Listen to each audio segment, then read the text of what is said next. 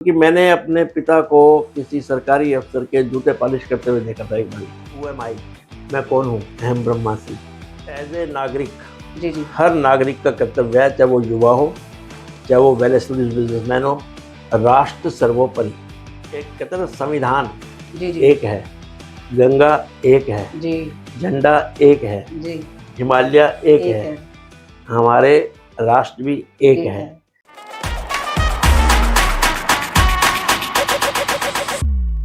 Hello Gurugram, मैं हूं मनप्रीत और आप देख रहे हैं आपका अपना चैनल वायरल सच और खास कार्यक्रम जो हम आपके लिए लेकर आए हैं, हेलो गुरुग्राम। ऐसी शख्सियतों से बात करेंगे, ऐसी शख्सियतों के बारे में जानेंगे कि जिन्होंने गुरुग्राम के नाम को चार चांद लगाए हैं। लोग कहते हैं कि गुरुग्राम अमीरों का शहर है, गुरुग्राम बहुत लोगों को बनाता है, पर उसी को बनाता है जो हार्ड वर्क करता है, जो थोड़ा सा धैर्य रखता है, धीरज रखता है। ऐसा नहीं कि आप शॉर्टकट के जरिए ही आगे बढ़ते चलो।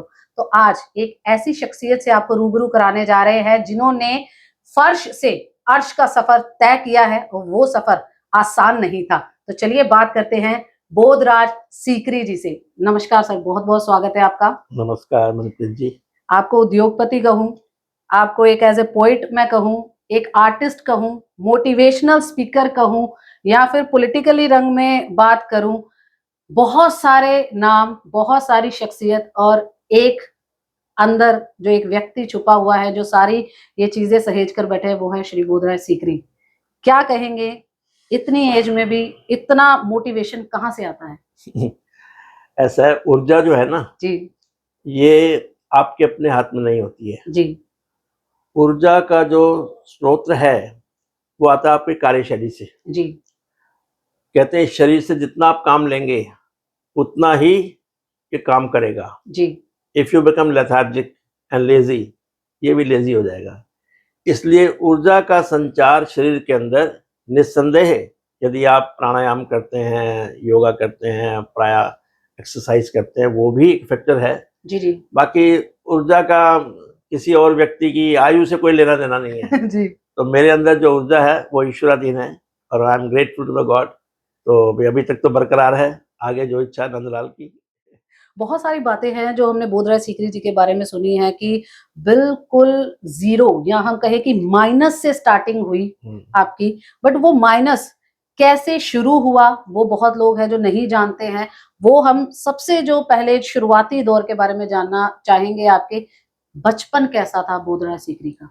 ऐसा कि 1947 में विभाजन की विभीषिका आज एक विषय ऐसा है, जी आज का जो युवा है उसे भी मालूम है।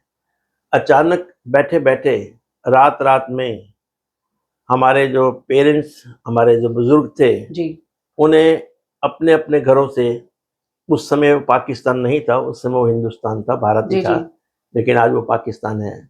बिना किसी कारण के, धर्म के आधार पर या कुछ लोगों के राजनीतिक स्वार्थ के कारण जी विभाजन हुआ, जिसके फलस्वरूप जितने भी हमारे बुजुर्ग आए उनके लिए कहते हैं रिवाइवल और सर्वाइवल वाज अ की इशू। उनके लिए जिंदा रहना और अपनी संतान को अच्छी शिक्षा देना, जी जी उनको खुराक देना महत्वता थी। यद्यपि मैं उन लोगों की तारीफ करूंगा जब वो वहां से यहाँ आए, चाहते तो आरक्षण मांग सकते थे। जी जी लेकिन ये जो कौम है ना, विभाजन से पहले जो वहां से हमारे बुजुर्ग, इसको कहते हैं, आप कह सकते हो कि भाई जैसे कर्मयोगी थे, वो दिन रात लगे रह गए। तो उसी कड़ी के अंदर खाली मेरा परिवार नहीं, जितने भी लोग आए थे वहां से कुछ लाए नहीं। जी जी बाद में क्लेम में यहाँ पर मकान मिले, कईयों को जमीनें मिली, तो हमें तो एक छोटा सा मकान मिला। लेकिन स्ट्रगल सम लाइफ जिसको कहते हैं ना, वो मशक्कत करके, बड़ी मेहनत करके, लगन करके, ऐसा ऐसा ऐसा ऐसा उन्हें अपने आप को खड़ा किया।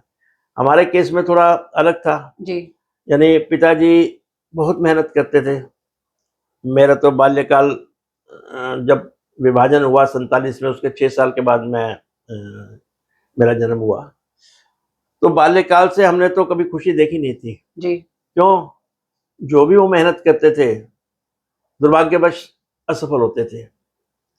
आए, उन्होंने हलवाई का काम किया, उन्होंने चाय का काम किया, उन्होंने आटा बेचा, उन्होंने दूध बेचा, उन्होंने हलवाई की दुकान पे जूठे बर्तन साफ किए, बाद में आकर के उन्होंने सरकारी नौकरी थोड़े दिन के लिए म्यूनिसिपैलिटी में की, और आखिर में जाकर के उन्होंने गोलगप्पे बेचने शुरू किए, जहाँ मैं जाकर के जूठे बर्तन भी साफ करता था। जी मतलब जिसको कहते हैं स्ट्रगल्स ऑफ लाइफ। जी जी लेकिन उन्होंने भी हिम्मत नहीं हारी, और हम लोगों ने, बच्चों ने मिला करके, हम 3 बहनें 2 भाई हैं, सबने साथ दिया जी माता-पिता का। हमारी माताजी अलग से काम करती थी। जी हमारी माताजी चक्की पर जाकर के, आटे की चक्की पे जाके गेहूँ साफ करती थी। अच्छा तो उन दिनों में 1 या 2 रुपए 1 बोरी के मिलते थे। अगर दिन में उन्होंने 10 बोरी साफ की तो उनको 10 रुपए मिलते थे। जी जी तो वो अलग मेहनत करती थी। बहनें घर पे पीछे गोलगप्पे बेल के तलना, जी जी पिताजी ने रेहड़ी लगाना, हमने जाके जूठे बर्तन साफ करना, दोनों जी जी भाइयों जी ने। बड़ी अजीबो-गरीब कह सकते हो, या स्ट्रगल सब कह सकते हो, जी या एक ऐसी कहानी थी जिसमें विश्वास नहीं होता। लेकिन कहते हैं चरे वेती, ये वेद कहता है। जी जी वेद का मंत्र है चरे वेती, मतलब जीवन चलने का नाम। चलते रहो सुबह शाम। क्योंकि कहते हैं ना, जिसका आदि है उसका मध्य भी है और उसका अंत भी है। जी जी मन में ये तो था कि ये कभी तो गरीबी खत्म होगी। जी जी वही हुआ। जैसे ही 10वीं पास की, उसके बाद अपना नौकरी लग गई सरकारी। मैंने अपने करियर की शुरुआत 1970 में, बल्कि आज आपने मुझे बुलाया है, आज के दिन मुझे 54 साल हो गए काम करते हुए। 54 टुडे साल was the day when I joined. Okay तो 54 साल हो गया मुझे काम शुरू करते। फिर थोड़ा टाइम गुड़गाँव में पीडब्ल्यूडी पब्लिक हेल्थ में काम किया, फिर मैं सेक्रेटेरिएट चंडीगढ़ चला गया, फिर मैं गुड़गाँव कोर्ट में आ गया, फिर मैं दोबारा चंडीगढ़ चला गया, अर्बन स्टेट में काम किया, कोलोरेशन डिपार्टमेंट में काम किया, टाउन प्लानिंग में काम किया। ऐसे करते-करते 6 साल तक मैंने हरियाणा में नौकरी करी। बट आपके लिए ना एक हम कहें कि कुछ सुनी-सुनाई बातें भी हैं, हम आपसे ही जानना चाहेंगे कि ये सही है या नहीं है। बीच-बीच में आपको मैं पूछती रहूँगी। काफ़ी बार ये भी हमने सुना है कि छोटे होते से आज जो है बोदरा सीकरी को लोग जान रहे हैं कि 9 कंपनियों के मालिक हैं, 9 कंपनियों में जो है इनकी हिस्सेदारी है, बट पहले जो है दूध की चाय भी नहीं पी, ऐसा सुनने में आया बहुत बार। क्या ये सही है, सत्य है? दूध की चाय नहीं, उस समय चाय में चीनी डालने के लिए पैसे नहीं होते थे, चीनी भी नहीं? तो गुड़ डालते थे। अच्छा, और हमें दूध तो नसीब ही नहीं हुआ। मुझे याद है बाल्यकाल में हमें पता चलता था कि दूध सफ़ेद रंग का होता है, अच्छा। तो हमारे माताजी पानी में आटा घोल करके उसमें कुछ गुड़ डाल के दे देती थी, बेटे ये दूध है। हमें तो पता, दूध का स्वाद नहीं पता था। जी, जी।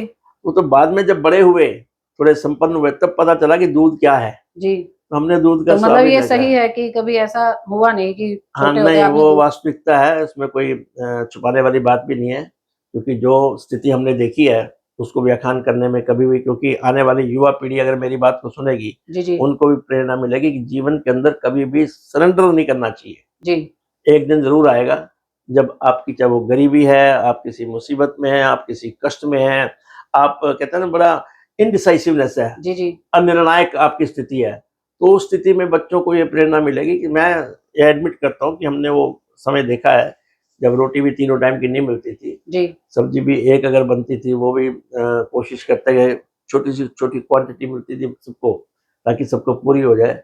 और पिताजी तो हमारे बेचारे, जो भी बासी सब्जी कल की पड़ी होती थी, उन दिनों में घर में फ्रिज होते नहीं थे, जी, जी, जी, तो हमारे माताजी क्या करते थे, पानी लेकर के ठंडा जी, किसी पतीले में, उसके अंदर सब्जी रख दी रात को, तो वो फ्रिज का काम करता था। नेक्स्ट डे जी। मॉर्निंग पिताजी, चाहे मीठा हो, चाहे खट्टा हो, चाहे तला हुआ हो, चाहे चावल हो, चाहे सब मिक्स करके खा जाते थे, क्योंकि अच्छा, पेट भरना बहुत ज़रूरी था। रिवाइवल एंड सर्वाइवल की प्रश्न था। तो छोटे होते से बोधरा सीकरी हम कहें कि नॉटी थे, बहुत ज़्यादा सीरियस मोड में थे या फिर बहुत ज़्यादा सुलझे हुए पहले से ही थे? ऐसा है कि ना तो मैं नॉटी था, जी, मैं चिंतन ज़रूर करता था। अच्छा, कारण ये है कि खेलने के लिए कोई खेल नहीं, और जब आप संपन्न नहीं होते तो आपके दोस्त भी नहीं बनते। जी, तो आपके साथ खेलने के लिए आपके पास खिलौने या कोई भी, मुझे याद नहीं कि मैंने बाल्यकाल के अंदर कोई खेल खेला हो। अच्छा, हाँ, औरों को देखते ज़रूर थे, अच्छा, भई ये बैडमिंटन खेल रहा है, ये क्रिकेट खेल रहा है, ये हॉकी खेल रहा है, ये सारी चीज़ें बड़ी महँगी होती थी। जी, तो देखता था, मैं गंभीर था, और हर चीज़ का चिंतन और मंथन करता था, और भविष्य के बारे में सोचता था। कभी-कभी ईश्वर से झगड़ा भी करता था। जी, एक बारी की घटना है, आपको बता दूँ। जी, जी, पार्क में बैठा था मैं, अपने आप के साथ बात कर रहा था, तो मैंने ईश्वर को शिकायत की कि भी प्रभु, मेरा क्या कसूर है? मेरी आयु के सब बच्चे जूते पहन के घूमते हैं, मेरे पास चप्पल भी नहीं है। जी गर्मी का दिन, जून का महीना, पार्क में बैठा था मैं, तो पिताजी के हमारे एक मित्र थे सरदार जी, बहुत ही सज्जन पुरुष थे। मुझे देखा उन्होंने कि लाला गणपत राम का बेटा रो रहा है। मुझे पूछा क्या कारण है, मैंने कुछ बताया नहीं। मुझे वो लाला जी के पास ले आए। लाला जी ने पूछा क्या कारण है, मैंने कहा ये कारण था।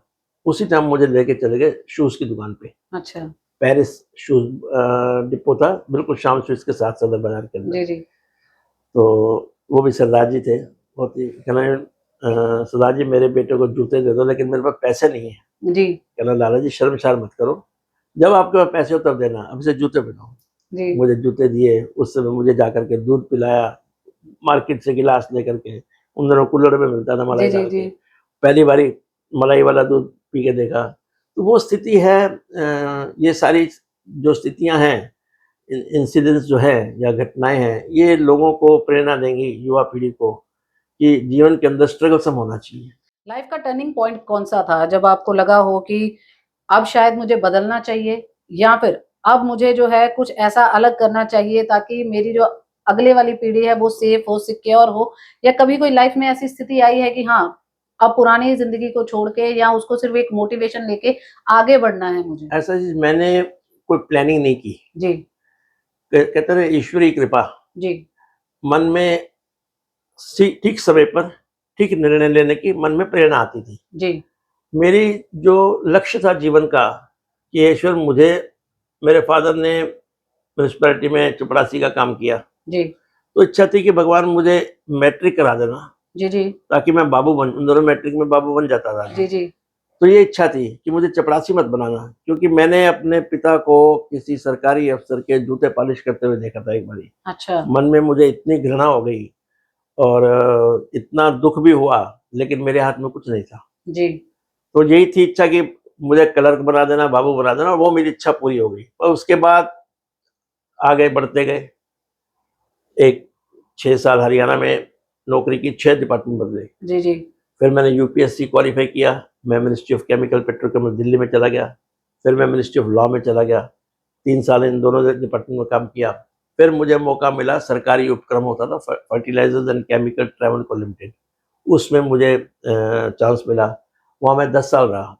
10 साल के अंदर 5 प्रमोशन लेने वाला संभवतः पूरे भारत के अंदर मैं ही अकेला हूँगा, अच्छा क्योंकि मेहनत की, जी जी वफादारी से की, ईमानदारी से की, जिसके परिणाम स्वरूप जो भी हमारे बॉसेस होते थे वो प्रसन्न हो जाते थे। जी जब एक वक्त था जब मेरे पास साइकिल भी नहीं थी, अचानक जब मैं प्रमोट हुआ पब्लिक सेक्टर के अंदर, मुझे उन्होंने कार के लिए लोन दिया। जी जी 25,000 का लोन था, जी और जो इजी इंस्टॉलमेंट में था।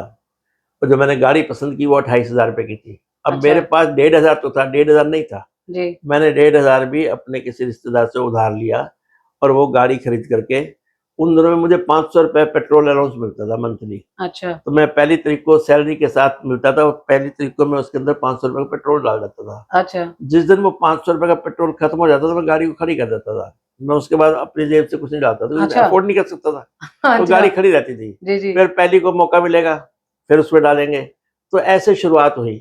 जी ये भी जीवन के अनुभव हैं, आज ईश्वर की कृपा से। अभी कभी सुनने को मिलता है कि किसी युवा से ही आपको सुने कि आपको क्या पता आजकल क्या प्रॉब्लम्स आ रही है, हम कितना कुछ फेस कर रहे हैं, आप तो सिल्वर स्पून लेकर पैदा हुए हो, जिनको आपके बारे में नहीं पता। तो कभी ऐसा भी हुआ है कोई एक्सपीरियंस? ऐसा जी, बच्चे जो आज का बच्चे है ना, बल्कि मैं तो आपको एक हास्यास्पद बात है, कहते हैं जी आज के बच्चे पैदा नहीं हो रहे हैं, आजकल जी पिता पैदा हो रहे हैं। जी क्योंकि बच्चों का ऊर्जा, बच्चों का ज्ञान जी जी और बच्चों की एग्रेसिवनेस, जी जी हमारे टाइम में बड़ी सादगी थी, जी जी जो माँ बाप ने कह दिया। आज का, बल्कि हमारी जो पीढ़ी है, हम तो जी जी मजाक किया करते हैं, हमारी जो पीढ़ी है, उन्होंने माता पिता से भी डांट खाई, अपने बच्चों से भी बच्चों डांट से खा भी रहे हैं। ये कैसी स्थिति है? क्योंकि समय बदल रहा है। जी बाकी उन नौजवानों के मन में अगर कोई ऐसी है, ऐसे नौजवानों को मेरे पास भेजो। मैं तो मोटिवेशनल स्पीकर भी हूँ। जी जी 8 यूनिवर्सिटी के अंदर मेरा निरंतर लेक्चर चलता रहता है। जी उसमें एम फार्मा के स्टूडेंट भी होते हैं, उसमें प्रोफेसर भी होते हैं, डीन भी होते हैं, उसमें वाइस चांसलर भी होते हैं। जी अभी हाल ही में एसजीटी यूनिवर्सिटी में, स्टारक्स यूनिवर्सिटी में, गुड़गांव यूनिवर्सिटी में, एमआईटी यूनिवर्सिटी में, दिल्ली यूनिवर्सिटी में, पंजाब यूनिवर्सिटी में, हमदर्द यूनिवर्सिटी में, यहाँ सब मेरा लेक्चर समय समय पे चलते रहते हैं। जी जी तो मेरा कोशिश, प्रयास ये होता है कि जो आज की युवा पीढ़ी, उसका ना, एक युवा पीढ़ी बहुत जल्दी में है। जी they want to become rich overnight, जी which is not possible. Shortcuts shortcut route, वो शॉर्टकट पॉसिबल नहीं है, जी क्योंकि आजकल जैसे एक नया कंसेप्ट चल रहा है स्टार्टअप। जी स्टार्टअप को लेकर काफी जी startup is a very good concept. USA से शुरू हुआ, चाइना ने भी अच्छा किया, आज भारत मेरा प्यारा देश जी जी उसमें अग्रणी है। जी जी लेकिन अगर आप देखें स्टार्टअप के 80% स्टार्टअप बंद हो जाते हैं। जी कारण ये है कि स्टार्टअप डजंट मीन कि जो भी मिले ग्रैब कर लो। जी जी स्टार्टअप में नॉर्मली क्या होता है कि लोगों से प्राइवेट इक्विटी या कुछ वेंचर कैपिटलिस्ट या कुछ इन्वेस्टर आकर के आपको पैसा देते हैं। जी जी उसमें क्या है कि वो 5 स्टार कल्चर आज के युवा का है कि स्टार्टअप से पहले उसका 5 स्टार ऑफिस होना चाहिए। ये चीजें यही कारण है। अदरवाइज नए नए कंसेप्ट आ रहे हैं, नए नए आइडिया आ रहे हैं, नई नई टेक्नोलॉजी आ रही है। अगर आज का युवा स्टार्टअप के अंदर बड़े सोच समझ करके उसके साथ बड़ों के अनुभव को भी लेके चले, जी जी भाई जो एक्सपीरियंस हमने गेन किया है जी उनके पास नहीं है, लेकिन technical know how, technical knowledge जो उनके पास है वो मेरे पास नहीं है, जी ये दोनों मिलके बैठे हैं तो एक दूसरे का फायदा उठा सकते हैं। Startup is a good concept. Why it is getting failure, the reason is people are in a hurry. आज का युवा तो जल्दी में है। पहले क्या होता था, संस्कारवान कहते हैं ना, ये बड़ा बच्चा संस्कारवान है। जी जी कारण क्या था कि पहले माँ और जननी एक होती थी। जी जी हाँ जो जन्म देती थी वही जी, माँ जी, होती, जी, मतलब जी, जो पालन करे वो माँ, वो माँ जो जन्म दे वो जननी। जी जी पहले एक ही होती थी, वही पैदा करती थी बच्चे को, वही उसका लालन पालन करती थी।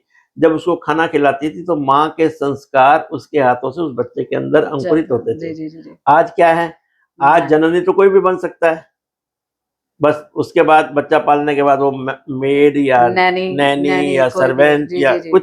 जी तो जी कहने का मतलब उस बच्चे के अंदर वो संस्कार किसके जा रहे हैं, उस जी नैनी के, उस नैनी के उस जी मेड के। जी तो वो कंसेप्ट भी है। मैं तो बल्कि चाहूंगा कि सरकार को चाहिए, जो हमारी बेटियां इस समय वर्किंग है जी उनको, अगर सरकार को या कंपनियों को, प्राइवेट सेक्टर को, कॉर्पोरेट सेक्टर को उनको सैलरी के साथ 1 साल भी छुट्टी देनी पड़े, देनी चाहिए। जी जी क्यों, भविष्य वो पाल रही है देश का। मैटरनिटी लीव जैसे देते हैं हाँ, वो उसे मैटरनिटी आगे की लीव भी 3 महीने 6 महीने हाँ इज नॉट उसके सफिशिएंट। आगे की उसको जब तक बच्चा अपने पैरों पे ना खड़ा, 1 साल के बाद बच्चा नॉर्मली चलने जी जाता जी है, तो जी जी वो एक साल का पीरियड होता है जब संस्कार बच्चे के अंदर अंकुरित होते हैं, जो उसका जीवन डिसाइड करेंगे।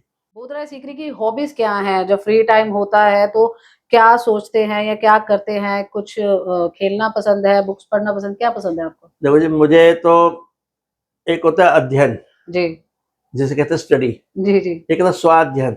स्वाध्याय का मतलब है अपने कल्याण के लिए। तो मेरी कमजोरी को या मेरी स्ट्रेंथ को, जी जी मैं तो आध्यात्मिक पुस्तकों की तरफ ज्यादा मेरा झुकाव है। गीता और तुलसीकृत रामायण मुझे बहुत प्रिय है। हालांकि एक और पुस्तक है, उसका नाम है आत्मबोध, जी वो आदि शंकराचार्य की है, जी जी लेकिन इसके ऊपर विवेचना जो है हमारे परम श्रद्धेय आनंद मूर्ति गुरु माँ ने की है। उसमें हु एम आई, मैं कौन हूँ, अहम ब्रह्मास्मि, वो बड़ी व्याख्या है। तो इस प्रकार की कुछ बुक्स भी आप सजेस्ट करना चाहेंगे जो हमारे व्यूवर्स देख रहे हैं या कभी उनको लग रहा है कि वो डीमोटिवेट हो जाते हैं, क्योंकि आप मोटिवेशनल स्पीकर भी हैं, बेस्ट बुक्स जो आप दो आप उन्हें सजेस्ट करना चाहें कि जो अंदर से जिस ऊर्जा की आप बात कर रहे हैं वो ऊर्जा उनमें भी आए? ऐसा ही जब हम बच्चे थे जी उस समय जो शॉर्टकट रूट वाले बच्चे होते थे ना, जी जी वो कुंजी ले आते, कुंजी। जी कुंजी मीन्स की, मीन्स पूरा किताब आपको पढ़ने की जरूरत नहीं है, जी वो आप 5 पेज पढ़ लो तो उसमें उसका सार होता है। जी जितने भी हमारे ग्रंथ हैं, चारों वेद गिन लो, जी 18 पुराण गिन लो, 6 शास्त्र गिन लो, आप सब कुछ गिन लो, सबका सार है गीता। जी हर समस्या का समाधान है गीता। गीता यदि वास्तव में आज का युवा उसको जीवन के अंदर स्वीकार कर ले, उसके अंदर हर प्रश्न का उत्तर है। जब जब आप पढ़ेंगे हर बारी आपको उसके अंदर अलग भावार्थ मिलेगा। जी वो एक ऐसा ग्रंथ है जो ईश्वर के मुंह से निकला है। जी जी बाकी किसने लिखे हैं, संतों ने लिखे हैं, ऋषियों ने लिखे हैं, वो अलग चीज है। जी जी लेकिन गीता एक ऐसा ग्रंथ है जो योगी राज कृष्ण के मुखार बिंद से निकला है।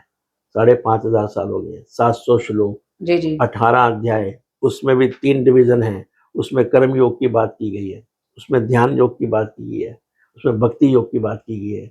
तो ये तो बेस्ट है जो पढ़ना चाहिए। आपके लिए भी, मेरे लिए जरूर, भी, जरूर। हर व्यक्ति के लिए वो किसी धर्म विशेष का नहीं है, जी जी वो मानव जाति के लिए है। हर व्यक्ति के लिए, आप महिला हैं, आप पुरुष हैं, आप विद्यार्थी हैं, आप छोटे हैं, आप बड़े हैं, आप शिक्षित नहीं हैं, जी तो जी भी किसी और को कह करके भी मुझे सुना दे। जी जी। और आजकल तो आजकल तो रिकॉर्डिंग, यूट्यूब का जमाना हाँ, है, सब यूट्यूब कुछ का। अवेलेबल रहता है। तो मैं तो सजेस्ट करूंगा कि वो दिन दूर नहीं, जब सरकार, क्योंकि मुझे याद है जब सुषमा स्वराज जी होती थी, जी अब वो नहीं रही, उन्होंने उस समय पार्लियामेंट के अंदर ये मुद्दा उठाया था कि Gita has to be a part of our education system, हमारी शिक्षा पद्धति के अंदर होनी, सबके लिए। जी जी तो वो यदि आज का बच्चा उसे स्वीकार कर ले, उसका जीवन परिवर्तन हो जाएगा, हर समस्या का समाधान है।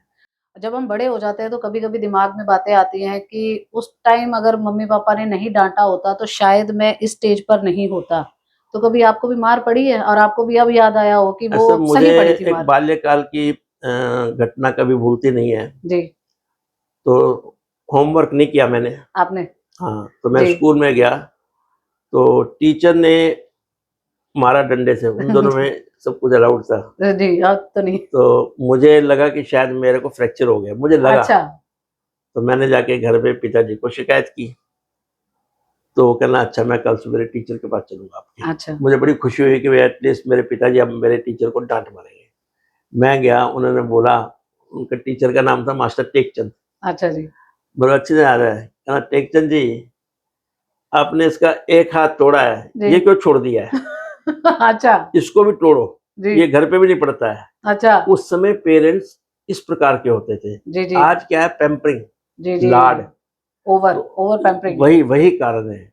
तो उस समय जो हमारे अध्यापक थे या जो शिक्षा पद्धति थी, शिक्षा पद्धति गलत थी लेकिन शिक्षा पढ़ाने वाले अच्छे थे। जी जी तो उस समय हमें ना हमारे महाराणा प्रताप, शिवाजी, भगत सिंह, ये सब कहाँ हमारे को मिलता था। जी जी गुरु गोविंद सिंह का योगदान, गुरु तेग बहादुर का योगदान, इतना कुछ हुआ है। हमें तो बस भाई औरंगजेब वगैरह यही सिखाया गया। जी जी तो उस समय के टीचर वास्तव में अनुशासित थे। और अभी भी, अब तो खैर वो नहीं रहे हमारे उस समय के टीचर, क्योंकि अगर होते तो इस समय वो 95 के करीब होते। जी जी लेकिन कहीं भी मिलते थे, आप किसी भी स्टेटस में क्यों रहो, हम्म। पाँव छूने का मन करता जी है, जी आपके मन के अंदर एक भाव उठता है उनके प्रति। अभी 9 कंपनियों की अगर हम बात करें, आप उसके ऊपर वर्कआउट कर रहे हैं। 9 कंपनियों को एक साथ कैसे रन करते हैं, किस तरीके से उसके लिए सोच रखते हैं और उसको आगे बढ़ाने का क्या मोटिवेशन दिमाग में चलता है? ऐसा है कि जो कंपनी का विस्तार है ना, जी एक कहते हैं प्लान वे में अगर आप काम करते हैं जी तो विस्तार होता है, नंबर 1। नंबर 2, मैं अकेला नहीं हूँ, जी मेरे साथ अलग अलग कंपनी में अलग अलग पार्टनर हैं, पार्टनर्स। जी जी उनका भी योगदान है, उसमें टेक्नोक्रेट भी है, ओके मेरा बेटा भी इन्वॉल्व है। ओके और दूसरी बात, जब आप फोकस चेंज नहीं करते ना, अब जैसे मेरा फोकस है फार्मास्यूटिकल इंडस्ट्री, अच्छा, तो आपकी सारी कंपनीज फार्मा से रिलेटेड ही है? 9 में से 8 फार्मा से रिलेटेड है। ओके तो वो आपका फोकस चेंज नहीं होना चाहिए। तो आने वाले दिनों में उदाहरण के तौर पे आईटी इंडस्ट्री के बाद 4 इंडस्ट्री ऐसी है जो कभी भी पीछे नहीं जाएंगी। अच्छा दूसरी इंडस्ट्री है आईटी के बाद हेल्थ केयर इंडस्ट्री, जिसमें ओके मैं हूँ। फार्मा तीसरी है फूड इंडस्ट्री। ओके चौथी है एजुकेशन इंडस्ट्री, जिसको अब इंडस्ट्री कहने लग गया है। जी जी हालांकि जी शिक्षा व्यापार उद्योग नहीं नहीं है। होना जी चाहिए, जी जी लेकिन दुर्भाग्य की बात है। और पांचवी है टूरिज्म, पर्यटन। जी जी ये 5 इंडस्ट्री आज के युवा को, जिसका भी उसकी रुचि देखने कहाँ है और जी इन्वेस्टमेंट के लिए कितने पैसे भी हैं। जी जी तो आज के ज़माने में आईटी इंडस्ट्री के बाद हेल्थ केयर के बाद फूड इंडस्ट्री, फूड के बाद एजुकेशन, एजुकेशन के बाद टूरिज्म, 5 इंडस्ट्री में यदि आज का युवा फोकस करे तो उसका भविष्य उज्ज्वल है। 54 साल का एक्सपीरियंस बोध रहा है सीकरी का। लास्ट मैसेज के जरिए उस 54 साल का क्या निचोड़ जो है वो हमारे व्यूवर्स को देंगे, ताकि आगे के लिए हमेशा उनके दिमाग में जो है आपकी बात रह जाए? एज ए नागरिक, जी जी हर नागरिक का कर्तव्य है, चाहे वो युवा हो, चाहे वो वेल एस्टेब्लिश्ड बिजनेसमैन हो, राष्ट्र सर्वोपरि। जिस दिन मन में ये आ गया कि मैं अपने राष्ट्र के लिए कर रहा हूँ, जी जी वो व्यक्ति जीवन के अंदर कभी भी असफल नहीं होगा। एक कहते हैं ना, संविधान जी जी एक है, गंगा एक है, जी झंडा एक है, जी हिमालय एक एक है, है, हमारे राष्ट्र भी एक एक है। है। जिस दिन हमारे मन के अंदर ये भाव आ गया कि मैं जो भी कर रहा हूँ अपने राष्ट्र के लिए कर रहा हूँ। आज रिलायंस इतना बड़ा काम कर रहा है, बड़े-बड़े उद्योगपति देख रहे जी, हो, जी। उनकी रिक्वायरमेंट इतनी नहीं है। वो they are adding strength to the economy of the country. जी, जी। तो उस भाव के साथ आज के युवा को चलना चाहिए कि मैं जो भी करूँगा जीवन के अंदर राष्ट्र सर्वोपरि लेके चलेगा तो जीवन के अंदर सदा सफल रहेगा। बहुत-बहुत धन्यवाद बोधराज जी हमारे साथ बात करने के लिए। तो ये थे हमारे साथ बोधराज सीकरी जी, जिनके लाइफ के कुछ पहलू हमने जाने। बहुत सारे पहलू हैं जो बाकी हैं, बहुत जल्द और भी पॉडकास्ट जो है हम रिवील करेंगे बहुत जल्द। बट आप सभी से अनुरोध है, ये पॉडकास्ट बहुत ध्यान से सुनें। गुरुग्राम की आवाज़ है ये, वो गुरुग्राम के शख्स हैं, वो शख्सियतें हैं ये, जिन्होंने गुरुग्राम को आगे बढ़ाया है। रातों रात कोई सफल नहीं होता। स्टार्टअप के लिए बहुत कुछ सोचना पड़ता है, समझना पड़ता है। इसीलिए ये स्पेशल कार्यक्रम है जो आपके लिए है, क्योंकि गुरुग्राम को अगर बेहतर बनाना है तो सबके साथ और सबके विकास के साथ ही वो कहीं ना कहीं हो सकता है। तो इसी तरीके से हमारे साथ बने रहें और देखते रहे आपका अपना चैनल वायरल सच।